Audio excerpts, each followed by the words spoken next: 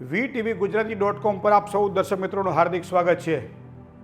કોઈપણ કાર્ય જ્યારે કરતા હોઈએ ત્યારે ઝીણવટપૂર્વક કરેલું કાર્ય સફળતા આપે છે, સાથે સાથે અજ્ઞાનતામાંથી અંધકારમાંથી પ્રકાશ તરફ લઈ જાય છે। ચાલો જોડાઈએ ધર્મયાત્રામાં।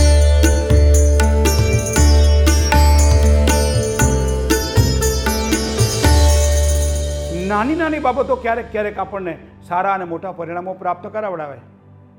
વાસ્તુશાસ્ત્રમાં એવું કહેવાય છે કે ઘરની અંદર મુખ્ય જે પ્રવેશ દ્વાર છે ને એના 2 દરવાજા હોવા જોઈએ, 2 ખડકી હોવી જોઈએ, 2 ડોર હોવા જોઈએ। અત્યારના મોટા ભાગના ઘરોમાં એક જ દરવાજો આપણને જોવા મળે। તો આપણા પ્રાચીન વાસ્તુશાસ્ત્રની અંદર જ્યારે પ્રાચીન હવેલીઓ બનતી હતી, રાજમહેલો બનતા હતા અથવા મોટા ઘરો બનતા હતા, ત્યારે આ વસ્તુ આપણને જોવા મળતી હતી। પણ વર્તમાન સમયે તો એપાર્ટમેન્ટ આવી ગયા, ઊંચી ઊંચી ઇમારતો આવી ગઈ, ઘરની અંદર જગ્યા ઓછી પડવા માંડી, 2 દરવાજા મૂકી શકાય એવી વ્યવસ્થા નથી। બીજો પ્રશ્ન એ આવે છે કે એક દરવાજો જ્યારે તમારા બંગલાની અંદર હોય તો એની બાજુમાં એક બારી પણ હોય છે। એક નાનકડી વિન્ડો દરવાજાના માપની અથવા દરવાજાથી અડધા માપની 3 ફૂટથી ઉપર આપણને જોવા મળે। તો શું આ એક જ દરવાજો અને બાજુની આ બારી શું મને તમને જીવનમાં સુખ આપી શકશે? બહુ નાની વાત છે, પણ વાસ્તુશાસ્ત્રની અંદર બહુ મહત્ત્વની વાત છે। તમારો દરવાજો ઘરની અંદર કઈ બાજુ ખુલે છે એના ઉપર તમારા વાસ્તુશાસ્ત્રનો આધાર જોવા મળે। સાથે સાથે તમે દરવાજો ખોલીને જ્યારે પ્રવેશ કરો છો ત્યારે તમારા જે જૂતા જે છે, તમારા શૂઝ છે, તમે કઈ રીતે ઉતારો છો? ઘણી વખત જે ઉંબરાનો મધ્ય ભાગ હોય ત્યાંથી આગળ જઈ અને એક કેર બનાવવામાં આવે અને એની અંદર તમે તમારા જૂતા મૂકો છો ને? ખોટું છે।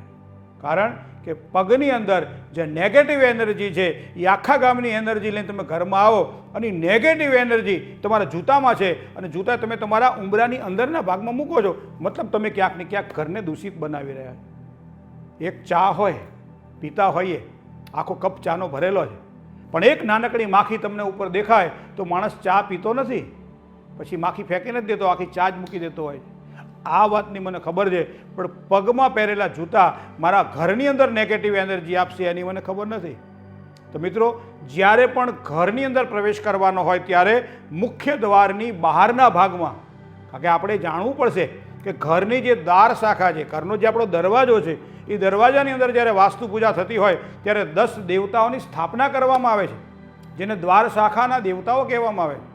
અને એ દ્વાર શાખાના દેવતાઓ જે પ્રમાણે ક્ષેત્રપાલ, જે પ્રમાણે જે રક્ષક જે છે એ આખા ઘરની રક્ષા કરે છે, એમ એના દેવતાઓ છે અને એ દેવતાઓ રક્ષા કરે છે, પણ એ દેવતાઓ આ રીતે દૂષિત બને છે જ્યારે આપણે ક્યાંક ચૂકીએ છીએ। ઘરના મુખ્ય દરવાજાની બહારની અંદર રેક બનાવવામાં આવે અને એની અંદર જૂતા મૂકવામાં આવે। ખાસ કરી ડાબી તરફ જો આપણી દિવાલ હોય તો એ જગ્યાએ મૂકેલા જૂતા ખૂબ જ સારો તમને લાભ કરાવડાવે। ક્રમાનુસાર અને પદ્ધતિસર ગોઠવેલા જૂતાઓ એ તમારી નેગેટિવ એનર્જીમાંથી તમને બચાવશે। ઘણી વખત સવારમાં જ્યારે ઉઠીએ ત્યારે સીધો આપણે દરવાજો ખોલી દેતા હોઈએ છીએ। કોઈ દૂધવાળો આવે, કોઈ છાપાવાળો આવે, કોઈ પણ વ્યક્તિ આવે ને સીધો આપણે દરવાજો ખોલી દઈએ। તમે વિચાર કરો કે જ્યારે તમે દરવાજો ખોલો છો ત્યારે ઘરની અંદર રાત્રિ દરમિયાન જે એનર્જી જે છે એ ઘરનો દરવાજો ખોલો છો એટલે એ એનર્જી બહાર જાય છે અને બહારની એનર્જી અંદર આવે છે। હવે વિચાર કરો કે બહારની એનર્જી ખોટી છે, સામે કોઈ એપાર્ટમેન્ટ છે, વધારે કોઈ જગ્યા નથી, સામે સીડી પડે છે, સામે કોઈ દ્વાર શાખાનો વેધ છે, સામે કંઈ એવી અશુદ્ધિ છે, મોટા મોટા ઝાડવાઓ છે, મોટા મોટા બિલ્ડિંગ છે જે તમારા દ્વારને રૂંધે છે। આવા સમયે આવી બધી બાબતોને ધ્યાનમાં વાસ્તુશાસ્ત્રના આધારે રાખવી પડશે। જે કોઈ વ્યક્તિ ઘરનો મુખ્ય દ્વાર પહેલાં ખોલે એ પહેલાં થોડુંક પાણી લેવાનું અને થોડાક પાણીને લઈ ડાબા હાથમાં રહેલું પાણી જમણા હાથમાં અને સીધો હાથ રાખી અને અભ્યુક્ષ કહેવામાં આવે છે સંસ્કૃતની અંદર, અને એ પાણી દરવાજા ખોલતા પહેલાં અંદરના ભાગની અંદર થોડુંક એને છાંટવાનું છે। આમ જમણી તરફથી લઈ અને ડાબી તરફ એ પાણીને થોડું છાંટવાનું છે।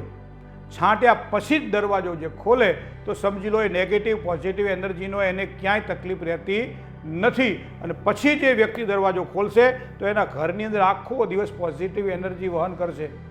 તો આ વસ્તુ બહુ ધ્યાનમાં રાખવા જેવી છે। ઘણી વખત આપણે પોતા કરતી વખતે મીઠાનો ઉપયોગ કરીએ છીએ।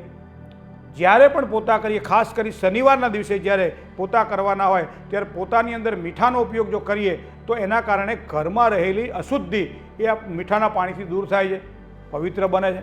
કોઈ પણ એક જગ્યાએ બેસી અને વારંવાર આપણે ક્રોધ કરતા હોઈએ ત્યારે એ જગ્યા દૂષિત બની જતી હોય છે।